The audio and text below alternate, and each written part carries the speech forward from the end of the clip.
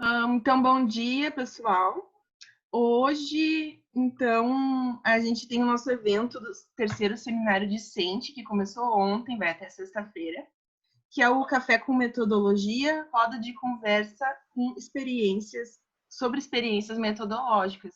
Então, a ideia hoje é ser uma coisa mais informal, uma troca de ideias mais informal, não tanto num formato de palestra, né? Onde nossos convidados de hoje vão falar sobre as suas experiências, tirar dúvidas. Então, vai ser um formato mais dinâmico, o nosso evento aqui.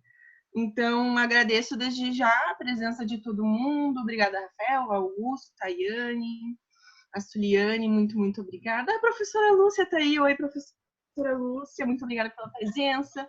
Hoje até o JV, o filho da Roberta, está aqui com a gente, então é muita alegria, né? De ter todo mundo aqui. Então, eu passo a palavra agora para a Tayane e é isso, da minha parte. Obrigada, Germana. Também depois a gente vai colocar ali no chat, né, o link para inscrição no evento. Lembrando que quem se registrou ontem, naquele link que a gente passou, não precisa clicar nele e se registrar de novo. É uma vez só por inscrição, tá? Então, bom dia.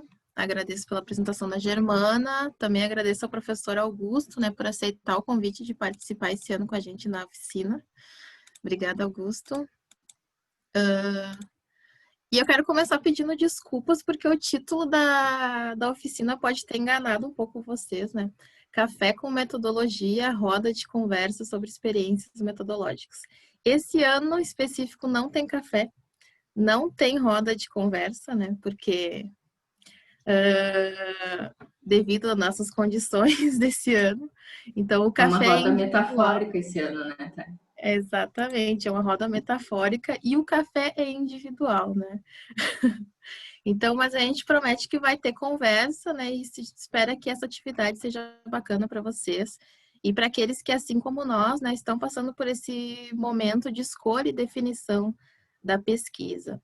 O tópico principal hoje é metodologia, mas também tudo aquilo que cerca essa parte do trabalho, que é extremamente relevante e que de diferentes formas vai nos aproximando do objeto de pesquisa e na forma como a gente vai observar ele e tratar ele ao longo do nosso trabalho. E, então, antes de dizer o que ela é ou o que ela não é, a metodologia, ela pressupõe procedimentos e escolhas que estão na base e na estrutura da nossa pesquisa. Escolhas que nos perseguem durante todo o mestrado, todo o doutorado e também graduação, quando a gente vai escrever o TCC, que vão nos ajudar a definir quem nós somos como pesquisadores e qual a nossa contribuição para o debate acadêmico. Ou seja, não é somente sobre técnicas, técnicas duras e procedimentos fixados, mas também sobre refletir, como enxergar e interagir com esse nosso objeto. Tem uma citação bastante interessante que eu pensei em trazer para vocês, que reforça então essa relevância desses momentos de reflexão para o nosso trabalho. Que diz assim: pesquisar é um trabalho que envolve um planejamento análogo ao de um cozinheiro. Ao preparar um prato, o cozinheiro precisa saber o que ele quer, obter os ingredientes, assegurar-se de que possui os utensílios necessários e cumprir as etapas requeridas no processo. Então, o prato será saboroso na medida do envolvimento do cozinheiro com o ato de cozinhar e de suas habilidades técnicas na cozinha. O sucesso da pesquisa também dependerá do procedimento seguido do seu desenvolvimento com a pesquisa e de sua habilidade em escolher o caminho para atingir os objetivos de pesquisa. Ou seja, o que ele quer dizer com isso? Que a pesquisa é um trabalho em processos não totalmente controláveis ou previsíveis. Adotar, então, uma metodologia significa, então, escolher um caminho. Ou seja, novamente, essa palavra escolha aparece. Escolher um caminho, um percurso global do espírito, ou seja, o percurso que muitas vezes requer ser reinventado a cada etapa, onde a gente precisa não somente conhecer as regras, mas sim ter criatividade e imaginação. Então, nesse primeiro momento, a gente pensou em trazer essas considerações sobre esses caminhos de escolhas e como isso pode aparecer durante a nossa formação. E depois, na segunda parte, a gente pensou em escutar vocês, né, conversar sobre essas nossas experiências, trocar figurinhas, né, sobre o que deu certo e o que não deu certo também, sobre as dúvidas e as certezas que a gente traz aqui hoje sobre metodologia de pesquisa, né? Sobre essa parte tão importante do nosso trabalho. Mas queria reforçar também que aqui é uma conversa e isso significa trocas, né? Então, sintam-se livres para interagir, abrir o microfone e conversar, opinar, questionar sobre aquilo que a gente vai trazer nessa primeira parte. Então, vou compartilhar a tela aqui com vocês. Prof, tu me liberou aqui? Ah, tá.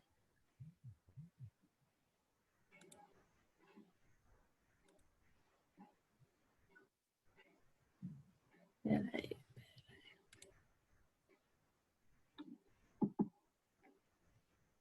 Ai, Jesus. O que vocês estão vendo? O Mente? O Mente, Que chique! Peraí que eu fiz errado. Não é o Mente que eu quero, é isso aqui. Deu. Eu já peço desculpas de antemão se passar um gato aqui pela frente, que hoje eles estão bem loucos. Ai,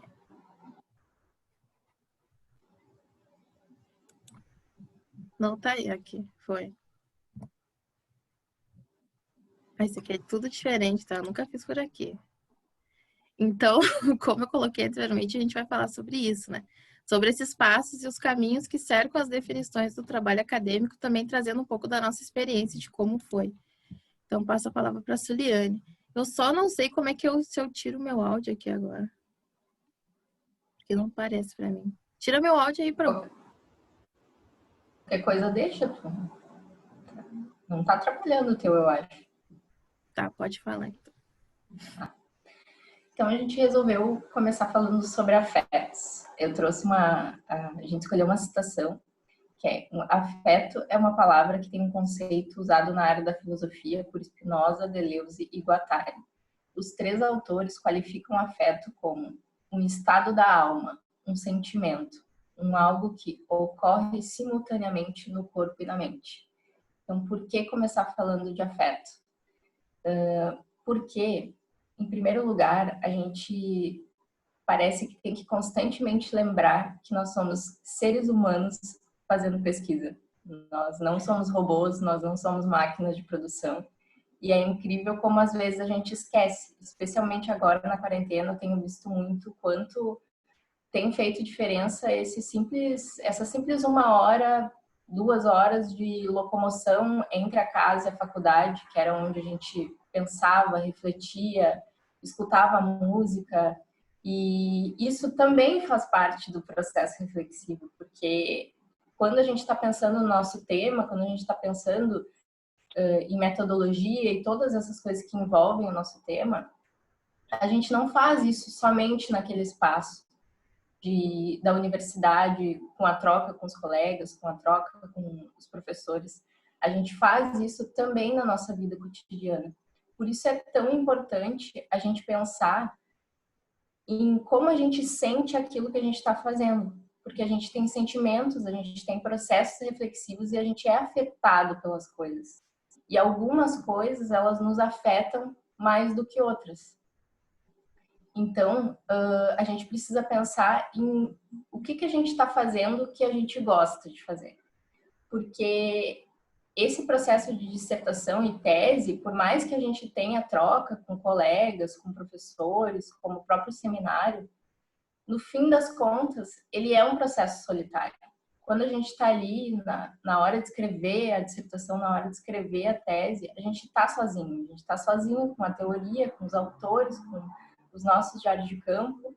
E esse é um momento precioso, porque é um momento em que a gente precisa sentir um mínimo de bem-estar, de estar no caminho certo, de estar fazendo algo que faz sentido.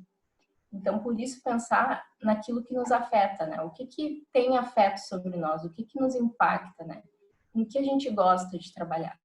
Porque esse processo de escrita, ele demanda muitas horas. A gente fica com aulas e com o processo de escrita, tipo, muitas horas durante o dia. Então, faz sentido pensar naquilo que nos afeta. E como a gente está falando de experiência, né?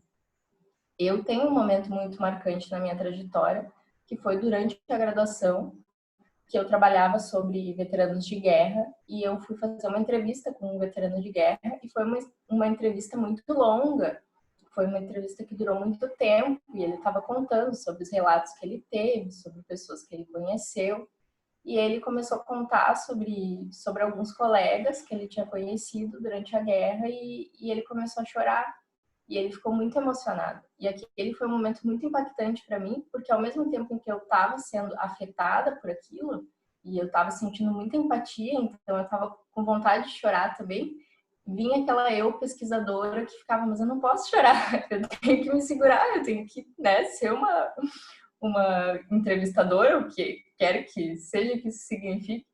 E eu fiquei naquele dilema, ao mesmo tempo pensando em pesquisa, mas sendo afetada por aquela pessoa. E quando eu saí daquela entrevista, eu saí muito emocionada. E aquilo me impactou, porque eu pensei assim, é isso, sabe?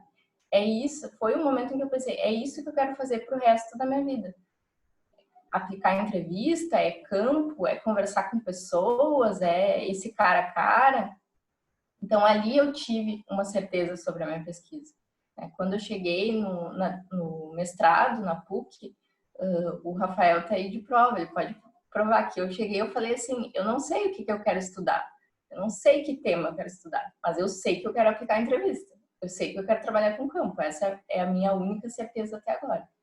Então, né, eu questiono vocês, se vocês quiserem compartilhar, inclusive, é importante, assim, a gente ter essa troca sobre que momentos de pesquisa que nos afetaram, sabe? O que nos causou impacto na nossa trajetória até aqui. Então, se vocês quiserem falar também, sintam-se à vontade, porque é para ser uma conversa.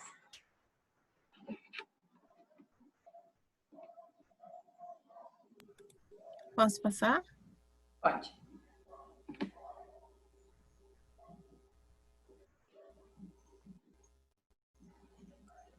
Juliane, então posso falar uma coisa sobre isso?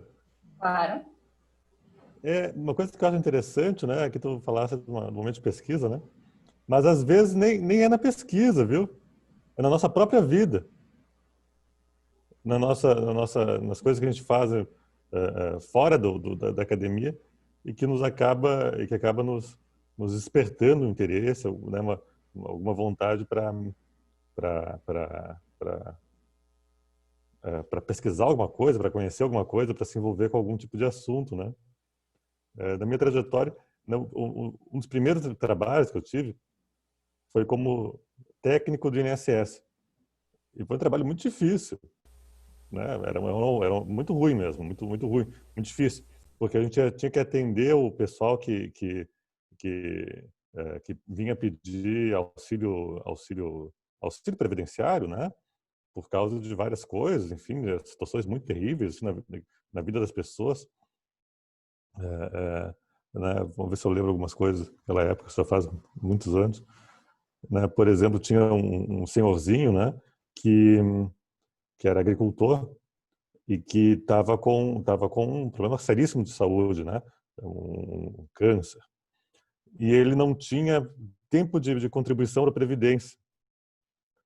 E daí ele disse assim, né, mas tudo bem, porque eu não consigo mais levantar os braços para colher uva, mas agora vai ter a safra da cebola, e debaixo eu consigo tirar a cebola, então eu vou conseguir pagar a Previdência mais uns meses. Eu dizia para ele, mas não, o senhor veja, o senhor já não tem, a doença já está diagnosticada, não tem mais Previdência para o senhor. Não tem mais. Não tem. Então, era uma situação assim né, eu como burocrata, né, tinha que atender, e outros, né, casos de falecimentos, enfim, coisa muito grave.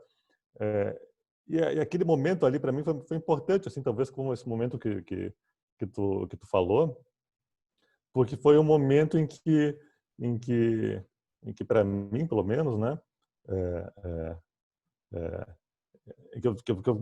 assim, porque também, embora não estivesse na mesma situação, evidentemente, né, mas era muito difícil para mim também, né, lidar com essa situação.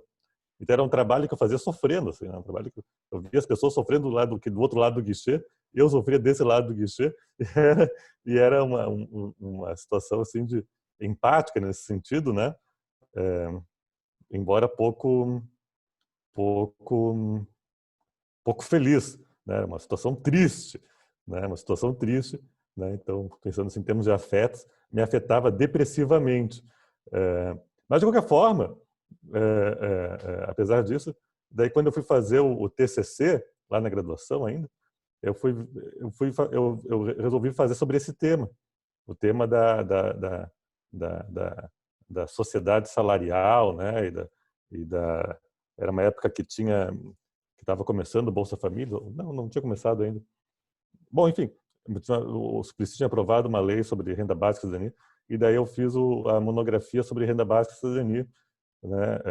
E foi uma coisa que por causa, suponho eu pelo menos, né? Dessa relação que eu tive com essa situação, eu depositei muita energia,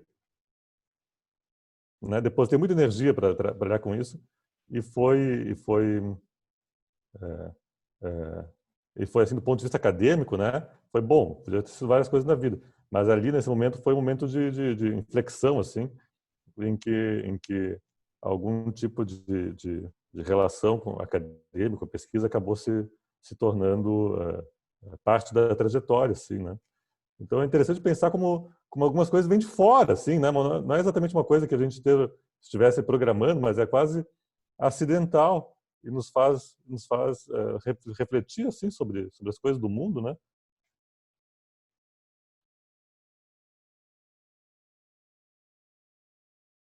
Embora não tenha muito a ver com metodologia aqui no caso. Eu acho que pode ter a ver tanto com metodologia quanto tema de pesquisa. É bem isso como tu falou, são experiências pelas quais a gente passa que, mesmo que sejam tristes, às vezes nos movimentam, né? O que impacta nesse sentido? Que tipo de tema que me causa essa vontade de querer produzir algo que vá contribuir com aquele tema, né? Também tem relação com a pesquisa como um todo, eu acho.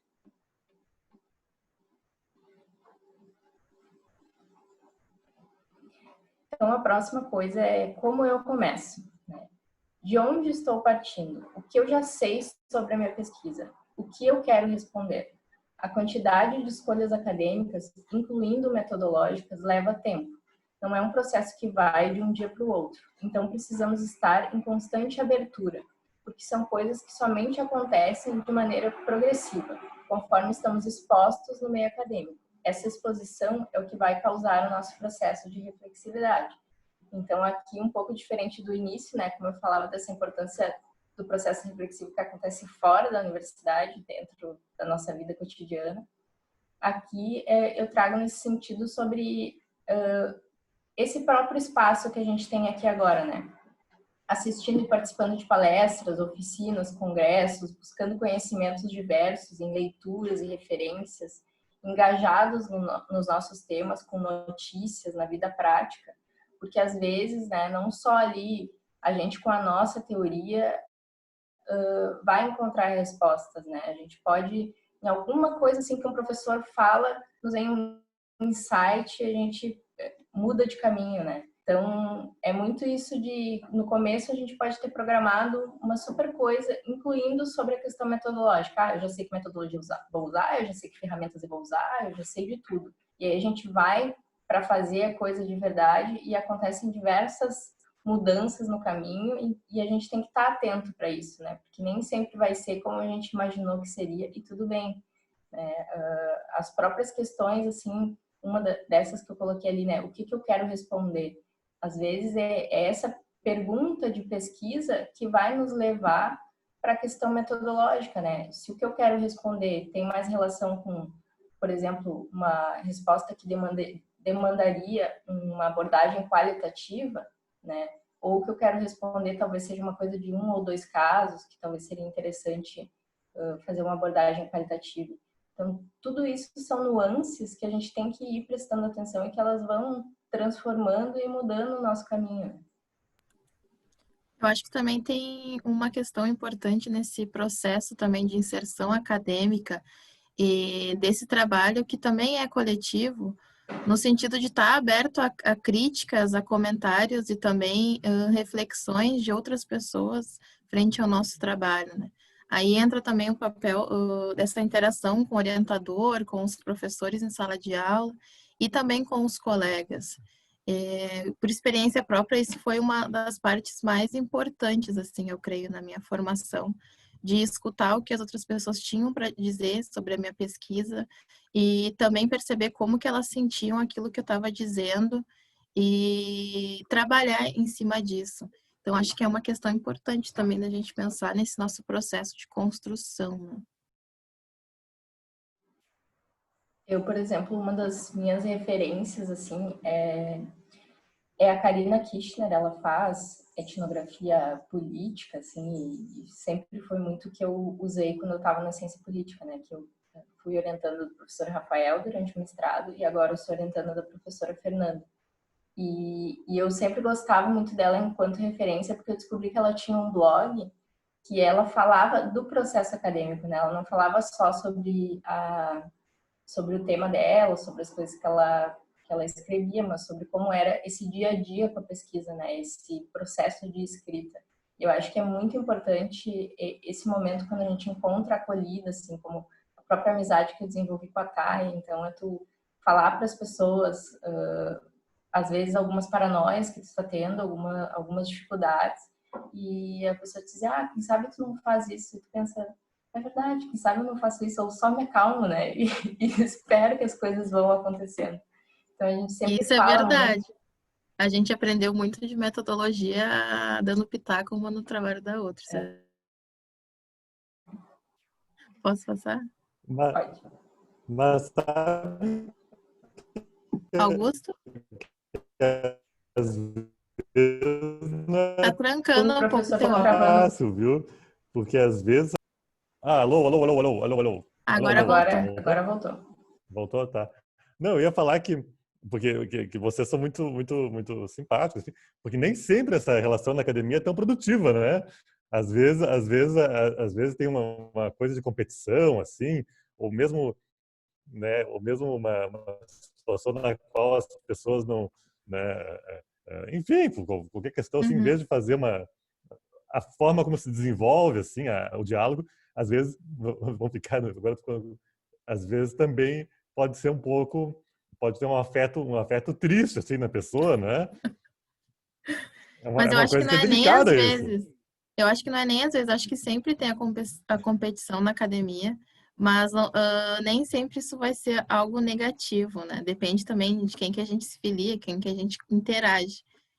Mas eu concordo também, tem esse aspecto que a gente tem que ter um pouco de cuidado, né? Mas também eu acho que é importante falar disso até por esse caráter de competitividade, porque às É, vezes a gente tem medo, tem receio de pedir ajuda para um colega ou de conversar com um colega por causa desse medo, né, de que nós somos colegas e rivais, sendo que estudamos coisas diferentes, né, e não precisava ser assim. Eu acho que esse pedir ajuda é o que muitas vezes, inclusive, nos abre esse espaço de coletivo, né? Por isso que eu acho tão importante assim a gente trazer essas coisas numa oficina como essa, porque é o que vai além só do estudo, da teoria, da técnica, mas também esse processo humano que acontece atrás do trabalho acadêmico, né?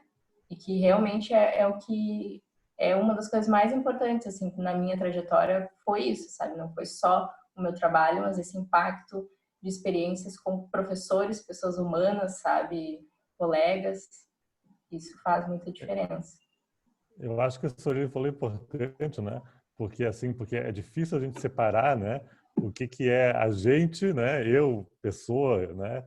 Com os meus próprios interesses, minha, Tá trancando um pouco o áudio do minha Augusto. obra, né? A gente Minha pode participar. própria obra né, da minha Pode personalidade. sim. Puxa vida. Teu áudio tá trancando um pouco, Augusto.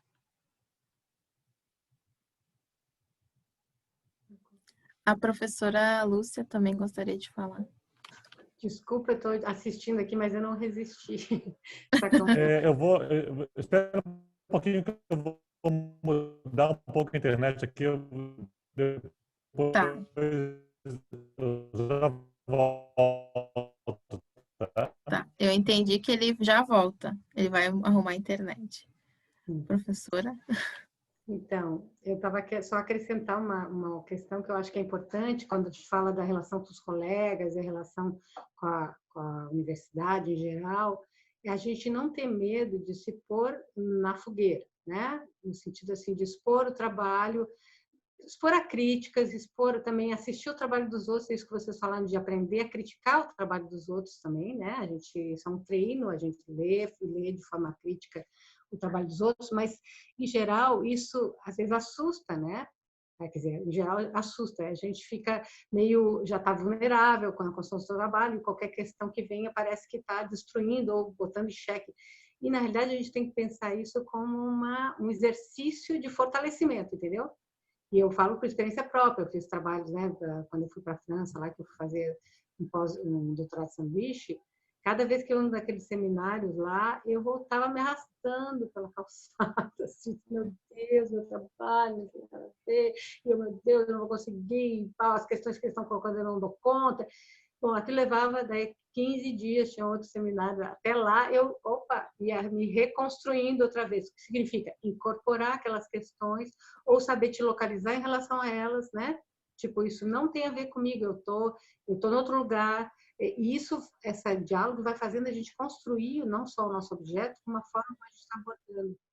Então, não ter medo disso e não se sentir tão vulnerável, porque esse é o espírito da academia, né? É para isso que serve, né? Para não ficar cada um fazendo sua coisinha separadinho e querendo acertar de uma vez só.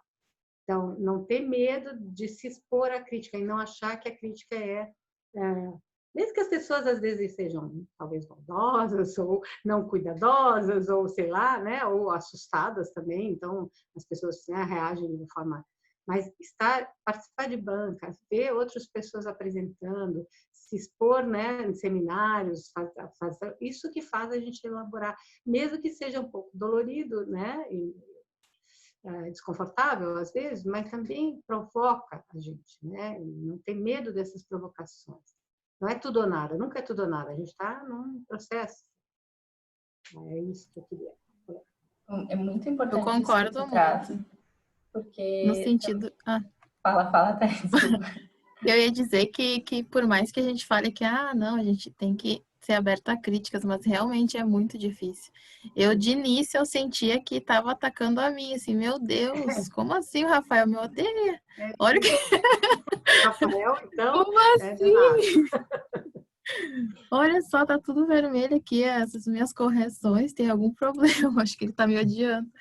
Mas aos poucos a gente vai entendendo e também percebendo que isso não é um ataque a ti, né, quanto pessoa, mas ao teu trabalho. E é a partir dessas críticas que a gente vai ter a construção. É claro que também tem algumas relações tóxicas em relação a alguns colegas que podem surgir ao longo do nosso caminho, a gente não está livre disso. Tem que aprender. Mas, exatamente, tem que filtrar e trazer o que tem de bom nessa relação de críticas e construções, né? E é importante também porque faz a gente reconhecer o nosso lugar de aprendizado, né? De aprendiz aqui nesse espaço. Porque como a professora Lúcia falou, ela também já passou por isso, né? Hoje em dia, ela é uma orientadora, ela, né, lê e critica o trabalho dos alunos, mas ela também já passou por isso, ela mesma, quando ela estava nesse processo, porque é um caminho que todos nós passamos. Então, é reconhecer esse lugar enquanto aprendiz e também, como a professora disse, saber filtrar, porque às vezes a gente lê uma crítica e a gente negativiza todo o resto do nosso trabalho, né? Sendo que os elogios passam despercebidos, por mais que a gente tenha recebido mais elogio do que crítica negativa, né? Digamos assim. E outra questão nesse sentido é esse estar vulnerável, que ele é um aprendizado. Nós estamos aprendendo, né? Não sabemos tudo. Então, por exemplo, eu aqui hoje, eu sou muito introspectiva, tenho muita dificuldade de quando tem público, de falar com o público. Eu gaguejo, eu falo umas coisas erradas, eu falo muita gíria, mas eu tô aqui dando a cara a tapa. Depois disso, vou estar orgulhosa de mim mesma porque fiz aquilo que precisava para aprender, né? Porque se comunicar também é um processo de aprendizado nesse meio onde a gente está, que a gente precisa apresentar nossos trabalhos, mostrar a nossa pesquisa para o público, né? eu só completar assim, ó, que a crítica não é algo que tu tem que estar sempre incorporando na medida que ela venha e for formulada. A gente tem que se posicionar em relação a ela, saber, né, se colocar em relação a ela, se situar em relação a ela, ou se defender dela, ou, né, se fortalecer para poder dar conta dela, mas não necessariamente estar pronto para sair atrás de tudo que nos disserem sobre o nosso trabalho, entendeu? É verdade, porque às Como vezes se tu fosse vai uma nos eventos, musculação, entendeu? que às vezes tu vai em alguns lugares, também tem umas críticas que tu fica, meu Deus, né? Então não tem que ter esse Tem uma vez tinha um seminário, né? Aquele seminário que tem e daí... Ah, não dá. Alô? Então, É, e daí eu tinha um colega apresentando, né? E às vezes a pessoa, no caso eu, nesse caso, né? A pessoa não tá muito consciente do que está falando e como que isso vai afetar as outras pessoas. E daí o colega apresentou o trabalho dele, né? E tinha uma coisa a ver com a polarização política no Rio Grande do Sul e tal. E ele tinha botado um título relativo a Grenal, né? E daí aquele papo todo, tá? E daí eu comecei a falar disso, né? E quis fazer piada com isso, assim, né? Fui uma pessoa muito... Foi uma abordagem muito negativa, assim, que eu fiz o trabalho dele, né? E daí ele nunca mais defendeu depois, né? E daí eu fico me sentindo culpado até hoje, assim, se não fui eu que fiz ele ficar muito desconfortável com a situação lá e que ele abandonou o trabalho todo. Acho que não fui eu, né? Eu não sou tão importante assim, né? Mas é uma coisa que é difícil para nós saber a medida, né? E como que isso vai chegar na pessoa, né?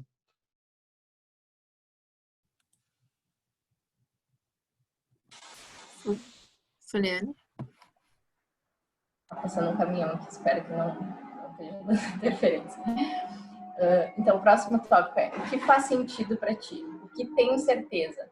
Amparamos-nos naquilo que faz sentido para nós e para a nossa pesquisa. Também naquele sentido dos afetos, esse tópico tem relação com isso, sobre que certezas que a gente tem sobre aquilo que a gente está fazendo, que é o que a gente para de trabalhar depois e pensa, tá, fiz o que tinha que fazer, estou no caminho certo, porque é isso que vai nos dar esse guia de tipo, estou fazendo o que deveria, sabe, o que precisava. E às vezes, vocês estão escutando barulho O barulho sim, mas dá para escutar tu falar também. Pode falar. Aqui tá muito alto para mim. Pode passar também. Tá. Uma coisa também nesse sentido aqui, que a gente também tem que estar atento, é no sentido de recursos e tempos que a gente tem também disponível para construir o nosso trabalho, né? Que tem que fazer sentido para nós, nesse sentido também de cronograma, de pensar o que eu tenho de recursos para poder desenvolver essa pesquisa e o tempo que eu vou ter para desenvolver isso, né? Não dar um passo maior que a perna nesse sentido, que a pesquisa tem muito a ver com isso também. A gente não pode querer abraçar o mundo em 6 meses também, ou 2 anos. Então, tem que ter um...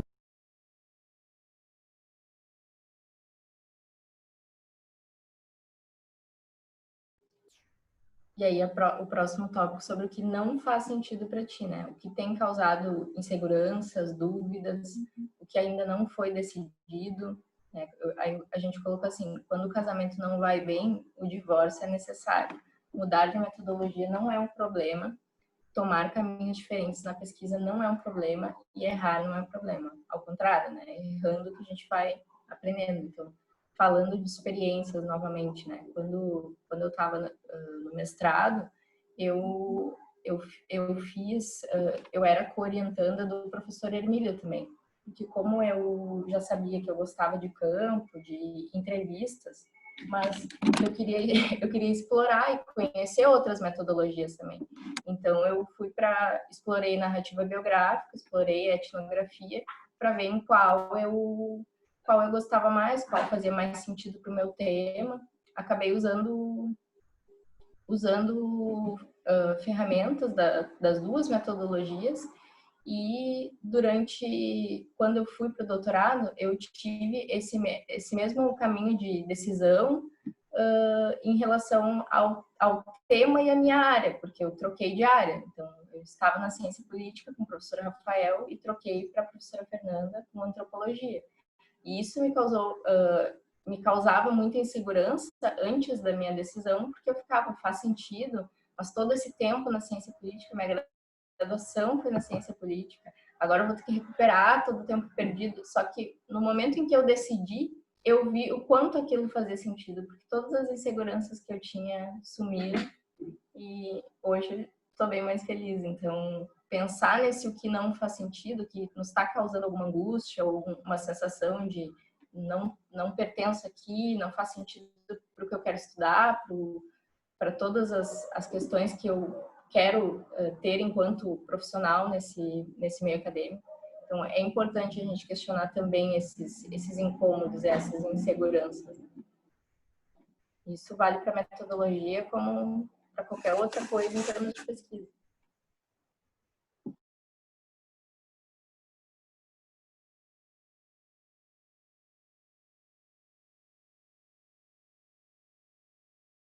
Tá, e tu tá sem microfone. Tô sem microfone.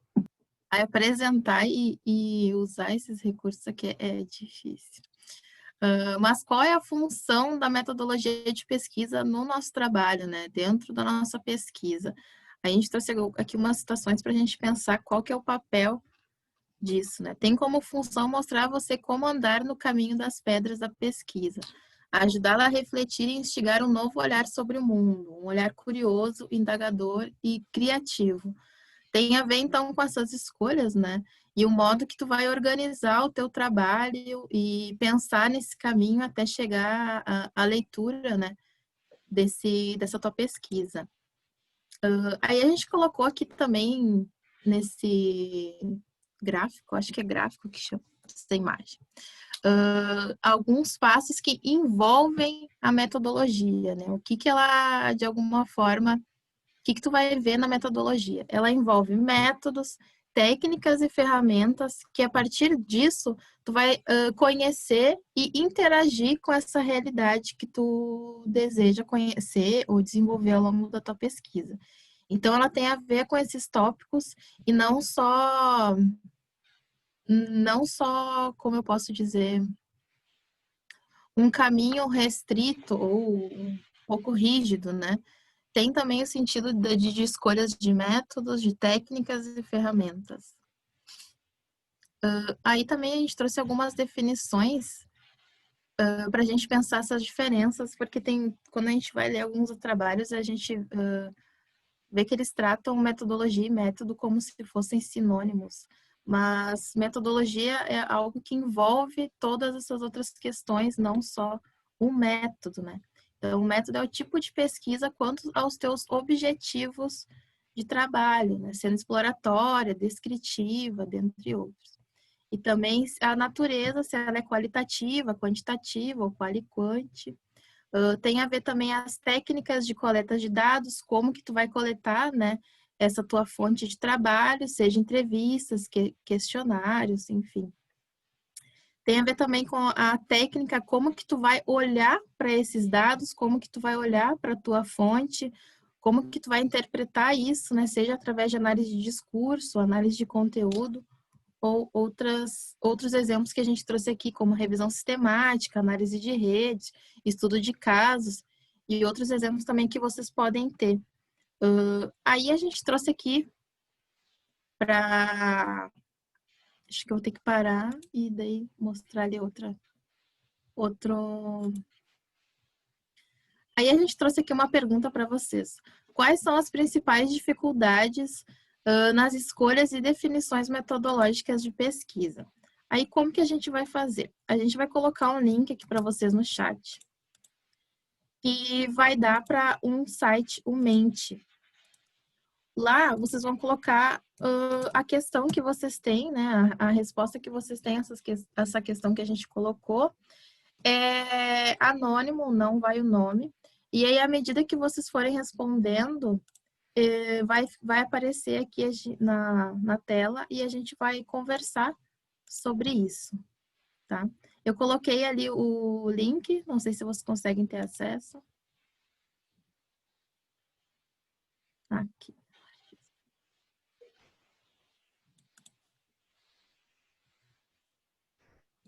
Quais são as principais dificuldades nas escolhas e definições metodológicas de pesquisa? Aí eu peço para vocês entrarem então no link para a gente ver o que que aparece aqui, o que que surge, para a gente conversar.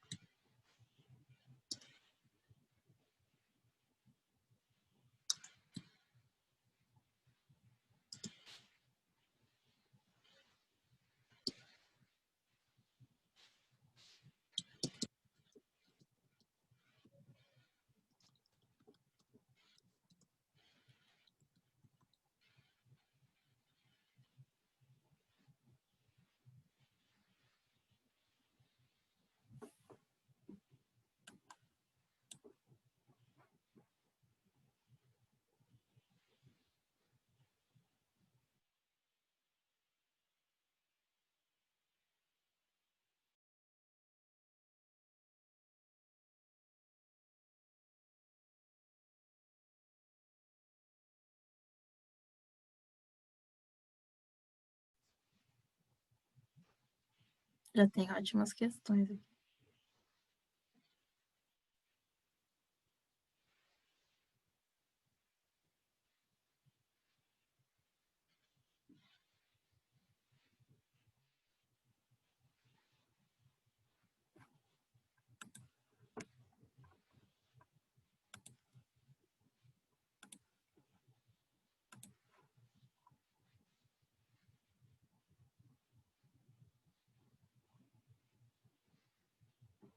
A gente espera mais um pouco, a gente já vai comentando.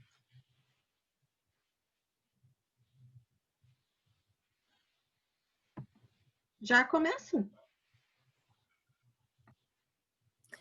A gente pensou assim, né, em trazer essas questões e não necessariamente a gente trouxe respostas ou tá preparada para responder tudo que vai surgir aqui.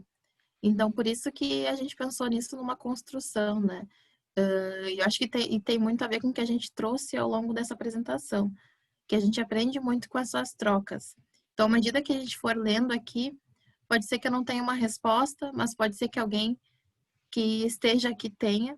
Então, para a gente conversar, né? E também não necessariamente trazer uma resposta, mas contar uma experiência parecida, contar algo que alguém lembra ou que de alguma forma possa ajudar a pensar essas questões que estão sendo colocadas aqui, tá bom?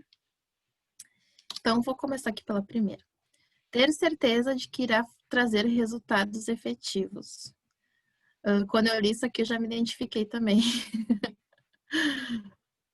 Que eu acho que é uma questão que a gente sempre se coloca ao longo do trabalho, né? No caso, quando eu faço quantitativo, isso é algo que fica na minha cabeça de uma forma constante, assim. Augusta, se quiser comentar.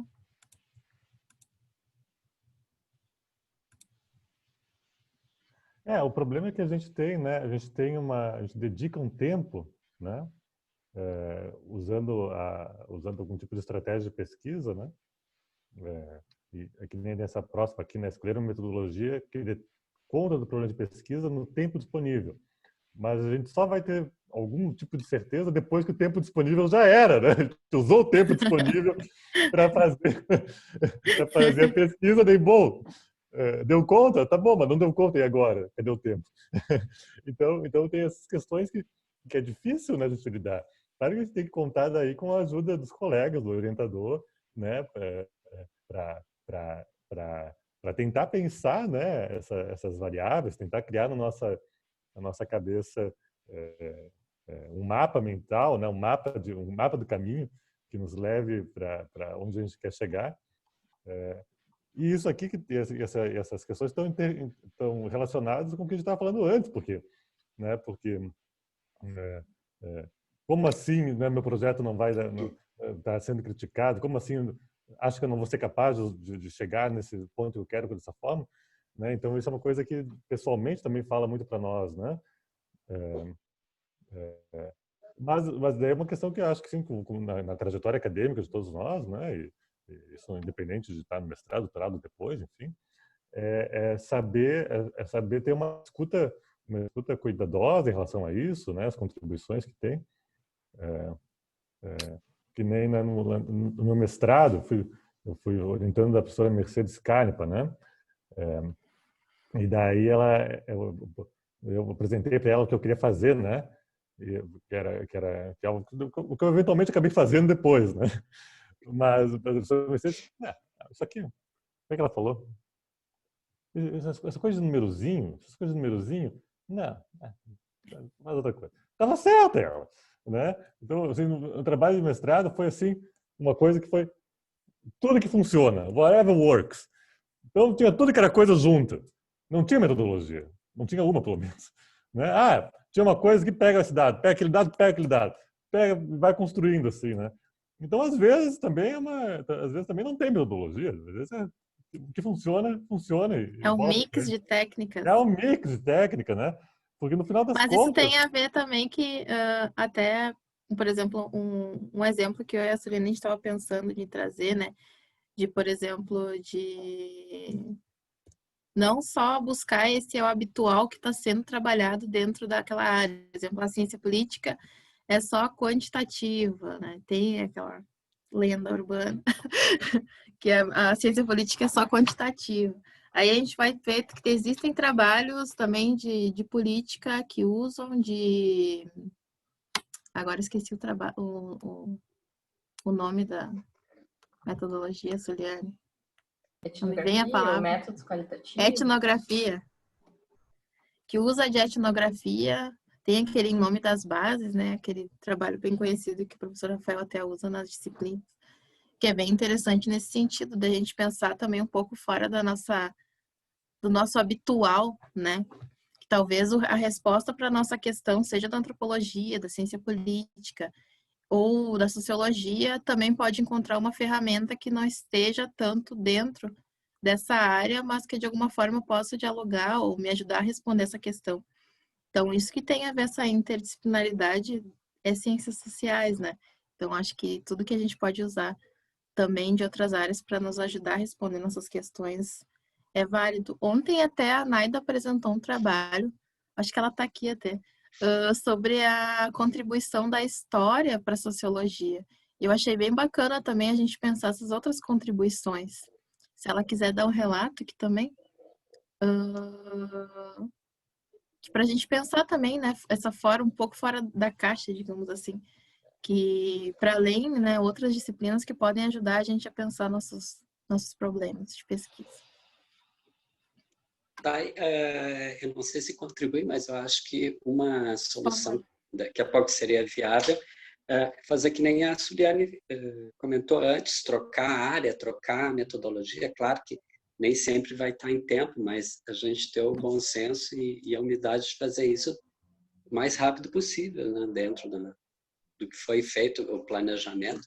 Se percebe que ainda há espaço para fazer essa mudança, é importante. Ou se tu acredita muito na metodologia, eu tive essa situação no mestrado e tive barreiras para fazer a minha pesquisa de campo, eu continuei insistindo. Claro que tu pode ter um resultado aquém do que tu esperava, né? Tu não, daqui a pouco não consegue quantitativamente trazer todo o resultado que tu imaginava. Mas se tu tem muita firmeza nessa metodologia que tu elegeu, eu acho que vale a pena também perseguir ela e buscar qualidade. Obrigada, Jax. Um pouco pensar também nessa coisa do que é o efetivo, né?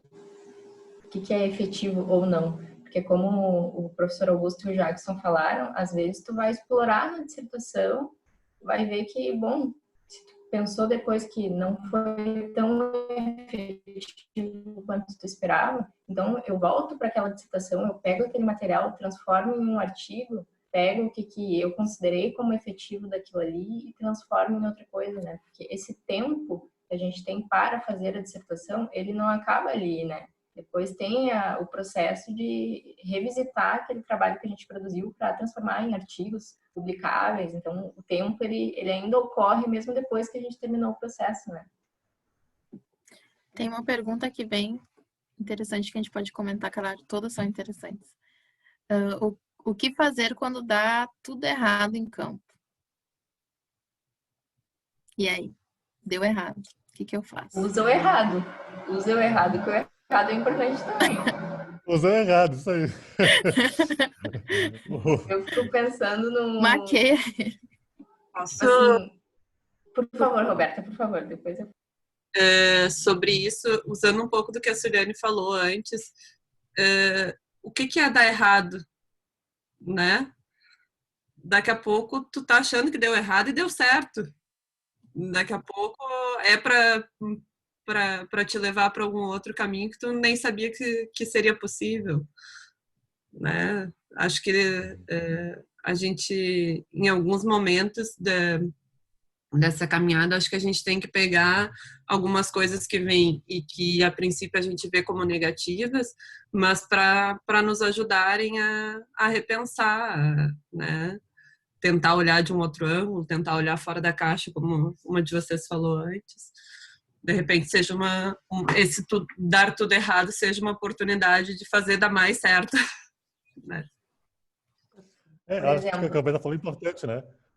Assim, no sentido de que uma coisa assim, o trabalho empírico, né? Foi bem feito. Se ele foi bem feito, isso resolve, né? Assim, mesmo que ele não tenha levado as conclusões que nós gostaríamos, né? Que nossas hipóteses então tenham sido refutadas pelo nosso trabalho empírico. Se o trabalho empírico foi bem feito, enfim, foi sólido do ponto de vista da construção do dado, enfim, da relação com a teoria, isso está perfeito, né? Isso não é um trabalho que deu errado, embora não tenha levado nas conclusões teóricas que a gente esperava. Isso é um trabalho, né?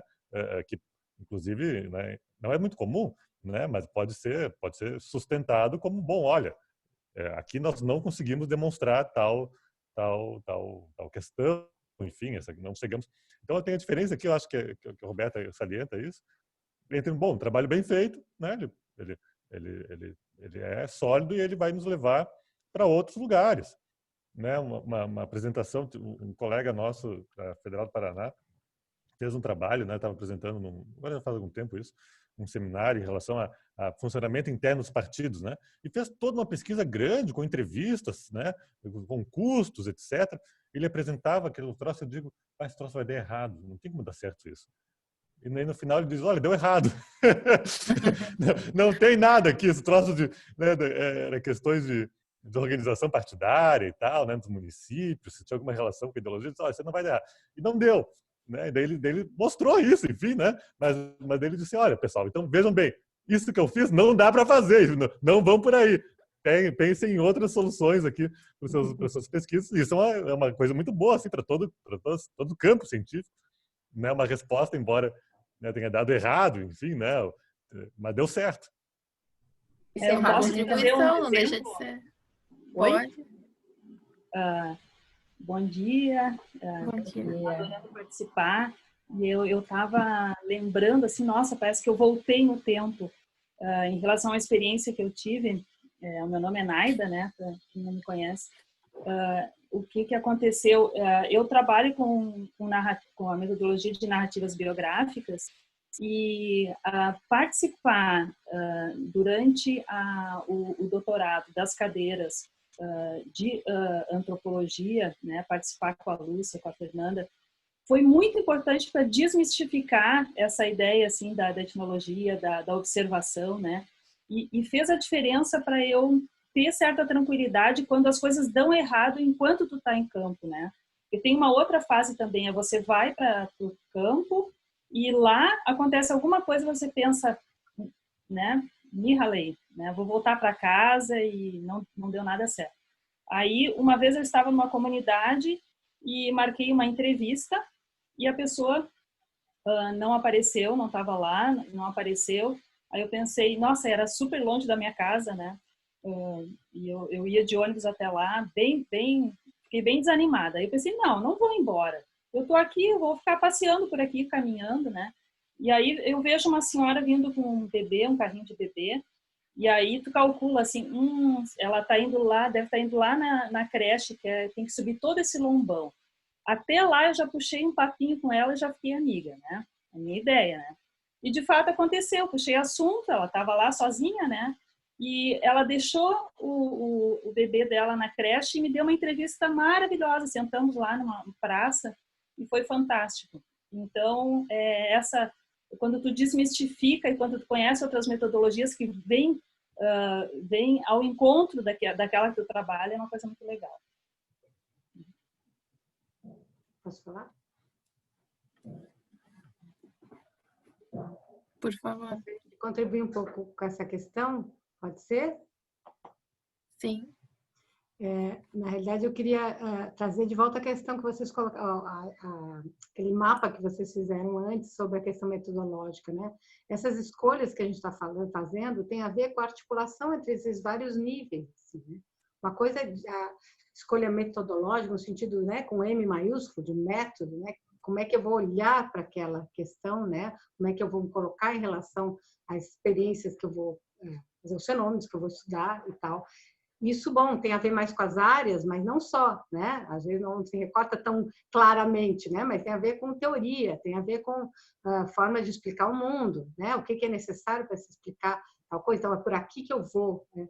Mas isso depende também como é que tu constrói o teu problema de pesquisa nessa discussão. Quer dizer, tu tem grandes questões, em geral, que faz a gente ir a campo, né? Ou ir a pesquisar, mas a gente não consegue responder essas questões.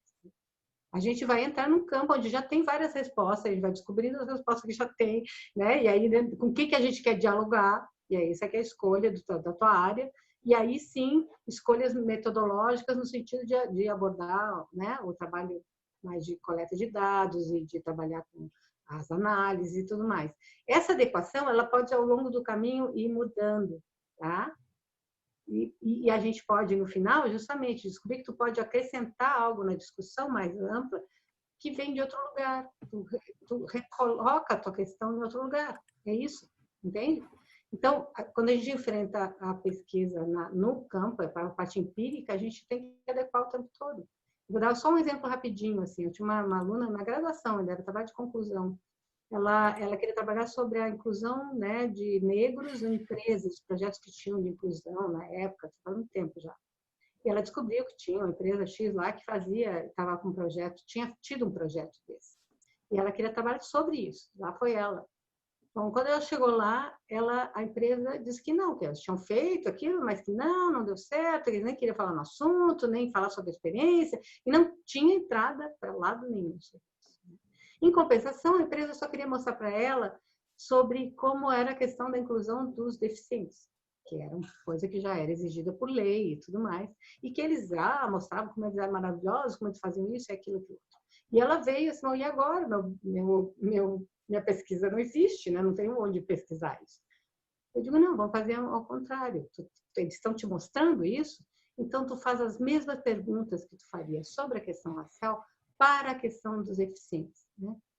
E ela foi com a mesma bagagem que ela tinha de questionamentos, de discussões, estava naquele momento em jogo a questão das cotas e tal, ela foi para trabalhar as questões da inclusão de deficientes. E foi muito interessante o que ela descobriu, por que os deficientes era uma questão tão bem aceita, não só pela questão da lei, mas como é que eles resolviam vários problemas que eles apontavam com a questão racial e que eles resolviam com a questão dos deficientes, entende? Então, ajudou, quer dizer, ter uma outra realidade sobre um outro aspecto da questão da inclusão para poder pensar aquele que ela estava colocando.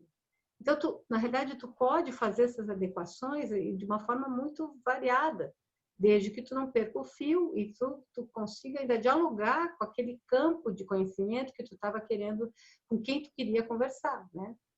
Então, esse eu acho que o grande...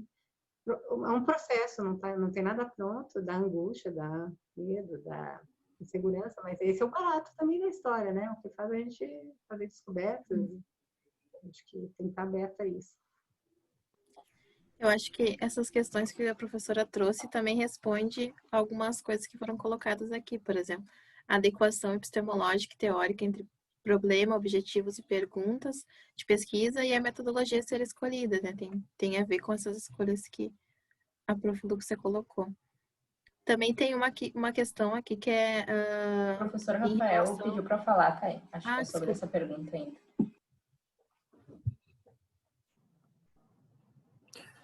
Não, então só né, pegando o gancho no que a Lúcia colocou, eu gosto muito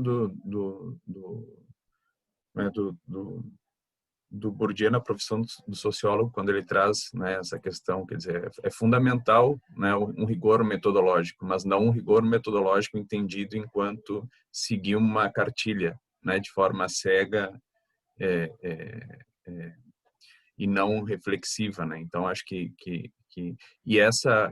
dentro, né, do que ele vai chamar lá de um não sei se dá para dizer um ethos, não sei se ele usa essa palavra, enfim, mas enfim, uma postura do pesquisador, né, frente a esse desafio de adequar e estar sempre negociando com o campo e com o seu projeto, né? Acho que essa renegociação constante com o campo e com o projeto, né, dado que um impacta né, de forma direta no outro, é algo que é fundamental para lidar com essas escolhas, né? E eu acho que uma das grandes questões que para mim, ao menos, marca, né, de tudo o que foi dito e a gente está falando aqui, né, quando a gente fala de metodologia, é o quanto a questão metodológica vem amarrada de todas as outras questões do projeto, né? As falas aqui nessa tela demonstram isso de forma muito clara, né?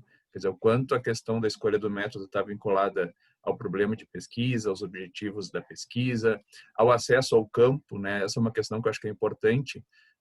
Muitas vezes não adianta nós definirmos técnicas de pesquisa que são realmente as mais adequadas para nos dar dados empíricos para responder às nossas questões, se a gente não tem acesso aos dados, né? Então, a questão do campo, né, é uma questão que também impacta muito nisso. Mas eu também gostaria de falar sobre um pouco, né, a gente está falando aqui bastante sobre a questão dos desafios colocados para as pessoas que estão fazendo mestrado e doutorado, né, eu queria chamar um pouco a atenção para outra ponta dessa relação, né, que diz respeito aos orientadores e às orientadoras, né? E como a pessoa que sofreu 2 pedidos de divórcio, mais ou menos na mesma época, né, da Soliane e da Tayane, né, eu queria também chamar a atenção para esse ponto, né? Ou seja, a relação de orientação ela é uma relação muito importante nesse processo, né? Então, mudar a orientação, né, trocar de orientador, de orientadora, enfim, é um passo fundamental, um passo importante, né, e é um passo que não pode ser feito de forma não pensada, né? Eu acho que é uma questão que envolve, né, o trabalho, a dedicação, enfim, as expectativas do orientador atual e do orientador futuro, né? Envolve as expectativas da pessoa que vai propor essa troca, né? Então acho que chamar atenção aqui para o fato de que a questão, esse mesmo é preciso, né, a gente estar atentos e atentas para ter tato, né, na hora de fazer e de propor essa troca, né? Então, assim, é um processo um tanto quanto delicado, mas é um processo que também tem que ser, não pode ser visto como algo proibido ou como algo que não deve ser feito, né? Envolve custos, né? A Suliane colocou isso muito bem, porque você troca a orientação, troca eventualmente a área, troca, né, a forma de trabalho. Muitas vezes isso implica em você ter que correr contra o tempo para incorporar uma literatura, né, uma bibliografia que não é aquela que com a qual você está familiarizado, etc. Mas é perfeitamente possível, né, de ser feito, né, desde que o processo, né, seja conduzido da forma mais tranquila possível, né? E tanto a Suliane quanto a Tayane tiveram, né, muito tato. Então, acho que esse processo foi tranquilo, né? Foi muito tranquilo nesse sentido, né? E aí, enfim, né? Como coordenador, também me colocar à disposição de vocês, né? Para conversar sempre que surgir, enfim, essa questão. Era isso. Obrigado. Obrigada, prof. Tem uma questão aqui também. Saber em que medida li o suficiente para poder fazer perguntas para os entrevistados. Muitas vezes sinto que minhas perguntas são superficiais. Saber se é melhor fazer entrevistas ou observação participante, por exemplo, o que seria melhor? Bom, eu nunca fiz entrevista, então talvez alguém possa ajudar aqui a responder essas questões. Eu acho que fazer, né, o modelo da entrevista, mandar para a orientadora ou orientador, perguntar se acha que tá bom, se tem alguma coisa ali para ser alterada. E o segundo passo é teste, não tem outro caminho. Aplica e na própria aplicação tu vai acabar percebendo, eu podia ter feito tal pergunta. Então, faz mais uma entrevista, vai para outra pessoa ou para a mesma pessoa, pergunta se pode fazer uma segunda entrevista. Isso é muito o teste. Tu vai ir, o primeiro é um teste em todos os sentidos, porque é a primeira entrevista, tu vai ficar nervoso, não sabe se a entrevista tá certa, e às vezes tu vai ler uma teoria meses depois e tu vai pensar, eu devia ter feito essa pergunta em todas as outras entrevistas. Bom, daí tu pode ver também de fazer aquela pergunta para a pessoa depois ou para uma outra pessoa. Então isso também é muito tempo. Que às vezes também tu acha que a maneira como tu estruturou a questão ali no questionário, ela tá bem colocada e também faz sentido para a pessoa que vai receber. E aí quando tu coloca isso, tem um resultado bem diferente também, tem várias adequações que podem surgindo, né, ao longo. Isso me lembrou bastante a questão lá da pesquisa do professor Hermínio, que a gente participou. A Bruna queria falar. Tem uma questão em relação a isso, né, que eu acho assim que é um pouco de se conhecer também, né? E saber assim dos seus interesses de pesquisa, porque assim, se uma pesquisa como é que estava colocada, se é muito superficial, né? Assim, tem uma questão que assim, daqui a pouco tu quer fazer uma pergunta superficial, né? Daí qual que é a questão aqui? Tem que fazer muitas. faz superficial, tá? Eu quero fazer superficial, não faz mal. Então faz muitas. Em vez de fazer 10, faz 100. E daí resolve o problema. Não, é brincadeira, mas não é só. Assim, porque a questão o aqui é Marx fez isso. Fala, Douglas. O Marx fez tem a história que o Marx fez um questionário para aplicar para os operários de 100 perguntas. E evidentemente que ninguém respondeu. Se até ele, né?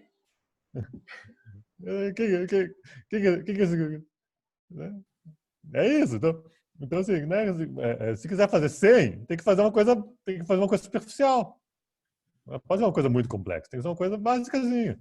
Então, isso vai do que exatamente, né, de como que isso entra na nossa, né, como que isso se relaciona com nossos problemas de pesquisa, né? Daí a questão, bom, eu sou uma pessoa que gosta de fazer as coisas mais assim. Tá bom, faz então, faz o questionário. Manda pelo Google. A Bruna queria comentar. Sim, foi eu que fiz essa pergunta. Na verdade, fiz 3 entrevistas e tem uma questão que acaba que, assim, quando a pessoa está falando, vai me surgindo outras perguntas. E eu não sei até que ponto eu posso fazer isso, né? Se eu posso incorporar outras questões, ou se eu tenho que seguir aquilo para ficar padronizado. Porque eu estudo os conselhos, então eles são muito diferentes. Então, acaba que eu faço, né? Daí, por isso que eu perguntei. E sobre o tema, é porque o meu tema tem muita coisa. Eu leio, eu sinto que nunca tô...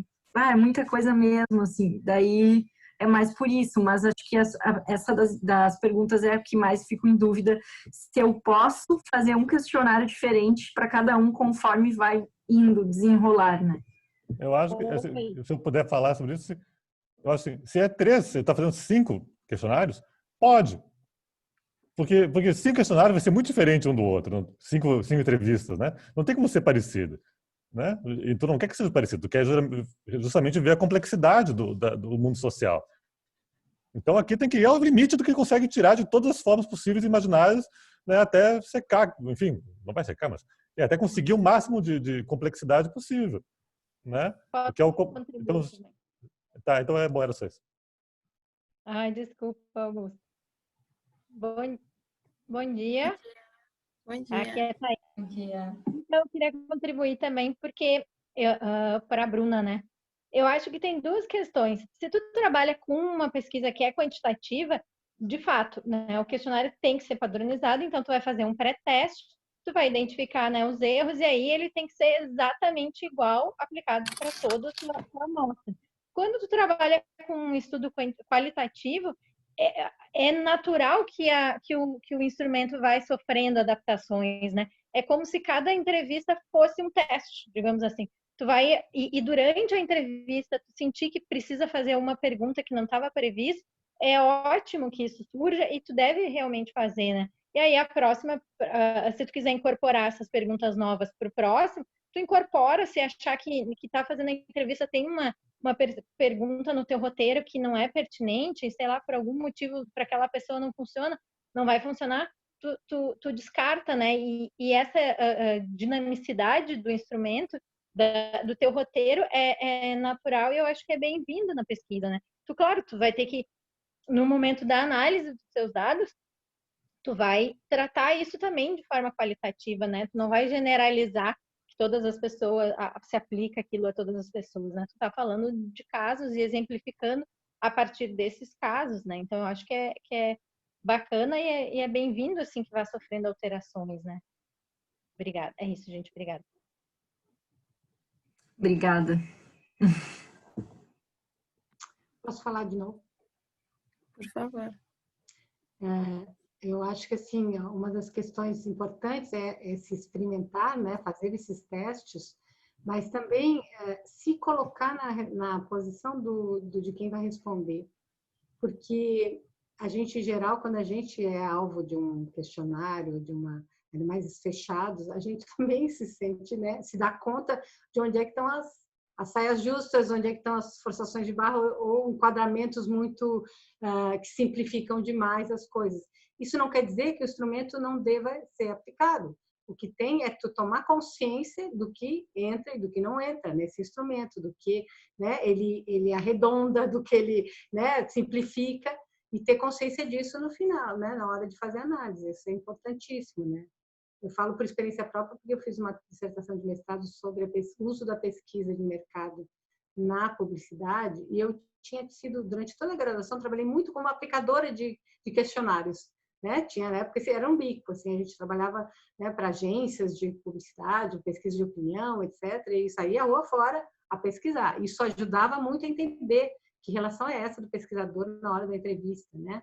Mas depois, quando eu estava escrevendo a tese, eu ficava em casa o dia inteiro, e na época os pesquisadores batiam direto na tua porta, assim, né? Não tinha todas as grades, todos os porteiros eletrônicos e porteiros que bloqueavam, as pessoas chegavam lá e entravam na tua casa para pesquisar. E eu fiquei uma temporada grande em casa e foi um barato, porque eu tive muitas solicitações de ser entrevistada por coisas as mais diversas. E eu topava todas, então entra, senta e vamos lá, vamos ver. Se colocar nessa posição me fazia pensar muito, descobrir muito sobre o que era o meu objeto de pesquisa, né? Sobre que pesquisas eram essas, que tipo de dados elas conseguiam recolher. Então, a ideia não é só que tu vai achar o instrumento perfeito, isso não existe, né? Mas a gente saber enxergar o que ele permite e o que ele não permite, o que ele deforma, o que não, mas isso, bom, isso faz parte de qualquer instrumento de pesquisa, inclusive observação, né? Mais aberta que ela seja, é uma interpretação, tem coisas que tu tem acesso, outras não, as circunstâncias e tudo mais. Então, é uma questão disso, de saber olhar com refinamento para um instrumento, mas isso exige uma certa prática, assim, né? Testar ele.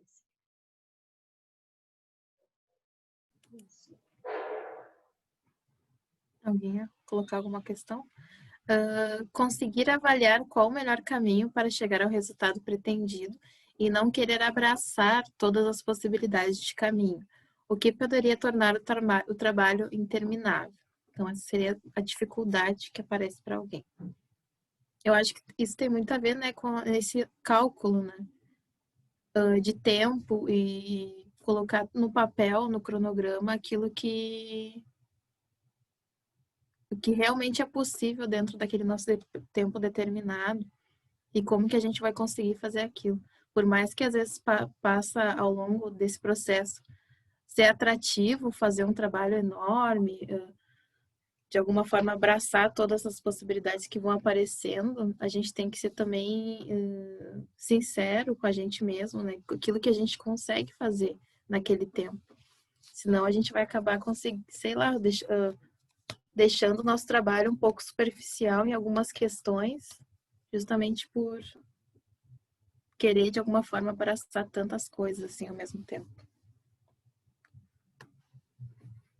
Alguém quer comentar em relação a isso? Eu quero. Sobre isso e te complementando, tá? Eu creio que uma coisa bastante importante é, assim, quando a gente fala, tenta abraçar, né? Falar de várias coisas, normalmente é isso. A gente é superficial e acaba não, talvez, respondendo ao que foi proposto na pesquisa, né? O que nós nos propomos responder. E aí a gente fala de várias coisas e não fala de nada em profundidade. Acho que uma das coisas que é importante é quando se fala de recorte. Enfim, recorte é uma palavra muito importante, que é faz um recorte, né? Fazer um recorte bem enxuto e ter bastante consciência sobre o que a gente quer ajuda a dentre, né, uma série de dados, uma série de leituras que a gente pode, né, se tiver tempo e condições, pode percorrer toda essa gama de conteúdo. No entanto, conseguir tirar exatamente o que é pertinente para responder o que a gente está se propondo. Porque muitas vezes tem coisas que, enfim, a gente, né, escreve, é difícil às vezes abrir mão, mas é necessário. Porque às vezes tem, inclusive, né, tu vai para uma banca, às vezes tem alguma coisa que poderia não estar ali, né? Mas, né, a gente resolve, eu escrevi, né, tive um empenho, teve um trabalho, vou deixar aqui. E é aquilo que às vezes dá problema, né? Que dificulta ou cria uma pedra para a gente tropeçar.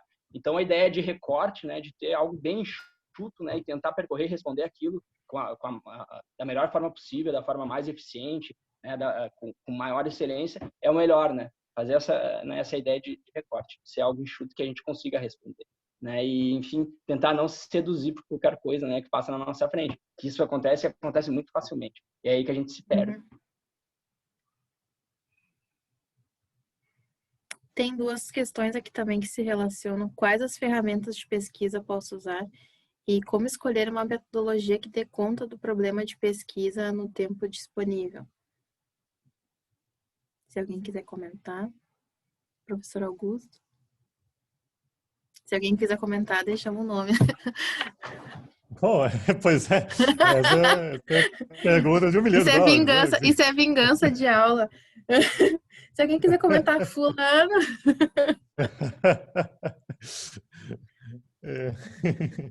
Não, assim, acho que o que eu acho? Eu concordo com tudo que vocês falaram, né? Com o que o Douglas falou agora também. E tem talvez uma coisa que eu talvez possa falar para ajudar um pouco, assim, a não deixar isso como se fosse uma coisa assim do fim do mundo também, porque a gente tem assim uma falsa expectativa assim em relação à certeza quando a gente usa certas estratégias de pesquisa mais quantitativa, né? Eu acho muito engraçado isso, né? Teve uma época que eu fui analista do IBGE, né? E daí eu assim, participei de muitas pesquisas dessas de PNAD, né? Mas eu queria falar da econômica. A econômica, que é a pesquisa que depois vai gerar o PIB, né? O PIB. E o PIB do país não tem margem de erro. Não tem margem de erro, né? Não tem. E é uma construção, assim que é questionário, né? Grande parte do PIB é questionário, que é aplicado pelas empresas e tal, que pode dizer receita e tal. E daí a gente pega, por exemplo, uma área que nem economia, né? Que usa PIB per capita para N coisas, como se aquilo fosse, né? fosse física, né? Como se aquilo fosse, né? Ciência de materiais, né? E realmente não é. E daí eu vejo uma grande preocupação assim quando a gente de colocar as margens de erro e tal, né? E colocar as dúvidas, né? Obviamente tem que ser feito isso, né? Mas a gente também não pode achar que, né, a gente não pode também pirar na questão, né? E tem que ter noção de que na ciência política, pelo menos, para não falar das outras áreas, a ciência política pelo menos tem, assim, é uma ciência que não é uma coisa, não é uma ciência, né? Ela está baseada, né? Ela está baseada em interpretações né, mais frouxas, assim, da realidade, enfim, né? E na qual a nossa interpretação, nossa opinião, nossa posição qualificada, com debate com a literatura, né? E com o nosso objeto, né? Tão, né? É inerente à construção do conhecimento e não é algo que possa ser prescindido em relação à firmeza dos dados, né? Então assim, não dá para pirar muito nisso, né? Isso eu gostaria de salientar, embora com uma mensagem errada, talvez, não sei. A Bárbara queria comentar. Bom dia, então, pessoal. Eu me identifico com essa pergunta que a Thay colocou, porque esse é o segundo seminário docente que eu participo. Eu entrei no doutorado ano passado e foi justamente essa colocação que eu fiz ano passado, quando a gente teve um debate parecido, né, no seminário de 2019. Eu não sei se é o caso da pessoa que fez esse questionamento, mas no meu caso, ele surgiu porque eu não tenho formação em ciências sociais. A minha formação e o meu mestrado, eles são em direito, e o direito, ele tem uma carência de metodologia muito grande se comparado com as ciências sociais, né? A gente se utiliza muito de estudos das ciências sociais para poder embasar o que a gente faz. Então, eu tinha muita dificuldade nas primeiras aulas de compreender toda essa questão da metodologia, de como aplicar. O pessoal falava de entrevista, de questionário, de pesquisa documental, de pesquisa isso, aquilo. Eu ficava, meu Deus, mas eu nunca fiz isso na minha vida, sabe? Daí, quando eu fui falar com a Tereza, que é a minha orientadora, ela, tu vai fazer uma pesquisa documental. E eu, tá, onde, quando, por quê? Como é que eu faço isso? Que documento? E aquilo começou a me consumir de uma forma que eu ficava cada vez mais nervosa. Daí, o que eu fiz? Não sei se é o caso da pessoa que fez esse questionamento, mas o que foi me acalmando? Eu tentava me inserir em tudo, parti então, delimitei com a Tereza que minha pesquisa era em documentos, né? Pontos documentais oficiais do governo. Então, tudo que eu via de evento da PUC, apresentação de colegas de tese, dissertação, teve um curso de extensão até que o pessoal da história deu, tudo que envolvesse documento e pesquisa documental, eu me metia no meio, sabe? Não estava entendendo nada, mas me metia, perguntava, e aquilo lá daqui a pouco foi clareando na minha cabeça. Daí, esse semestre também, semestre passado e nesse semestre, eu fiz 2 disciplinas muito legais, que é da nossa escola de humanidades, mas é do curso de serviço social, que são as disciplinas, uma é de análise de discurso e a outra é de análise de conteúdo e análise de discurso. E eu também nunca tinha trabalhado com isso, não fazia nem ideia do que era uma coisa e o que era outra, e essas disciplinas me ajudaram muito a compreender melhor como é que eu ia fazer a minha pesquisa. E a gente das ciências sociais, a gente consegue fazer essas disciplinas, né? Quando abre ali a matrícula, a gente consegue fazer, naquele caso de disciplinas, não sei como é que é, transversais, né? Aquelas que tem. Então, é uma forma de a gente começar a entender quais são as ferramentas, o que tu pode usar no teu trabalho. E agora, nesse segundo ano, eu sinto que eu ainda tenho muito para aprender, mas eu não tenho mais aquela angústia de não saber para que lado que eu estou indo. Eu já consegui delimitar o que eu vou fazer, que método eu vou usar, que a minha pesquisa se vai ser qualitativa ou quantitativa, e eu já entendo isso, coisa que ano passado eu não entendia. Mas, então, só para dar, assim, essa minha experiência, né, de entrando num campo novo, numa nova área de estudo, e para mostrar que tudo é a caminhada, com o tempo a gente vai aprendendo e parece que tudo vai se tornando muito mais simples, né, com o passar do tempo.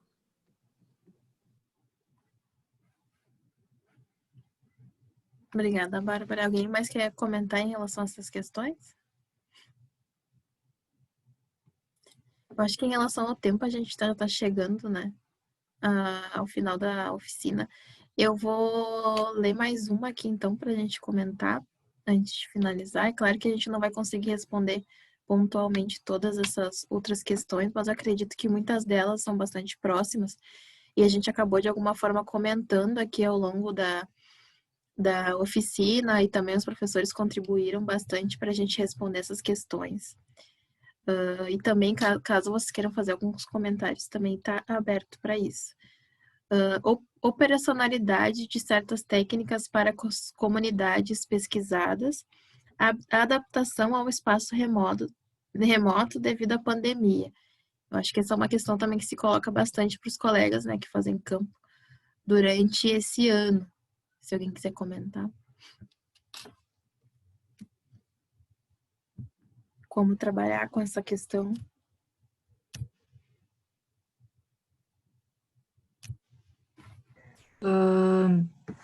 Vou falar o que eu falei na nossa reunião sobre a experiência, né, que a gente falou de pesquisa de campo, né, na pandemia, que eu estou fazendo tudo online, né? Até uma vai ser presencial, mas foi uma forma que eu achei para conseguir fazer, né, as entrevistas.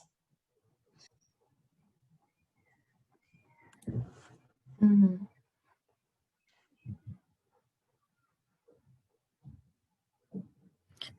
O que assim, eu acho que vai ser interessante, eu acho que tem que fazer, enfim, né? E eu acho que, se for o caso, talvez possa trazer essa circunstância para dentro do trabalho, né? Como algo que, bom, aconteceu na minha pesquisa, aconteceu isso, né? E talvez em algum momento, se isso for relevante, né? Considerar esse aspecto na redação do texto, enfim, né? Se foi feito entrevistas online, outras não online. Bom, daqui a pouco até pode ser um subproduto aí, né? Pensar no que diferencia uma forma e outra forma, né? No teu contato com o entrevistado, né? Mas, enfim, né? É a circunstância que a gente vive hoje, enfim, não tem muito o que fazer, né? Então, talvez seja absorver essa circunstância para o trabalho, né? E, se necessário, trabalhar ela também no que ela impacta, né? Na realização da pesquisa, enfim. Tu diz colocar no texto, por exemplo, que pelo momento que a gente está vivendo, a pandemia, não tem como, tem essa dificuldade de ter acesso ao campo, e por isso que, de alguma forma, comprometeu o acesso. Não, talvez seja o caso, mas não necessariamente. Quer dizer assim, né, vamos dizer, eu fiz N entrevistas, né, e um conjunto dessas foi feito de maneira online, né. Bom, daqui a pouco é o caso de pensar, né, se for relevante, talvez não seja, né, se for relevante por causa do contato mais próximo, enfim, com o entrevistado, então pode dizer, bom, né, percebo tal diferença nas entrevistas que fiz de maneira presencial e de maneira que fiz online, né, e essa diferença, né, me leva a considerar com tais nuances, né, o material que eu coletei de uma outra forma, né, na hora de considerar o conjunto do material. Mas eu acho que a questão principal aqui é que bom, temos que fazer, né? Só para contribuir nesse sentido, naquele evento que a gente teve, em que a Débora Rinaldi falou sobre a experiência dela em campo agora durante a pandemia, ela comentou de um colega, não sei exatamente quem é, que está fazendo um trabalho e está fazendo as entrevistas via vídeo, né, online, e com adolescentes, se eu não me engano. E aí, uma coisa que ele percebeu é que ele inicia sempre as entrevistas sem exigir que a pessoa ligue o vídeo, né? Enfim, e a pessoa fica à vontade para ligar ou não. E o que ele percebeu? Que praticamente todos no início começam com o vídeo desligado e num determinado momento se sentem à vontade para ligar.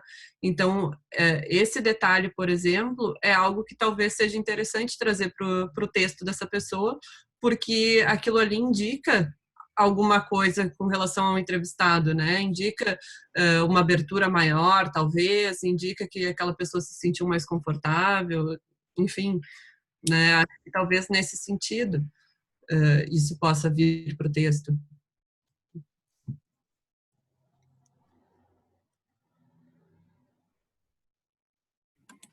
Obrigada, Roberta. Alguém mais quer comentar em relação a essa questão dessa adaptação, né, ao espaço remoto da pandemia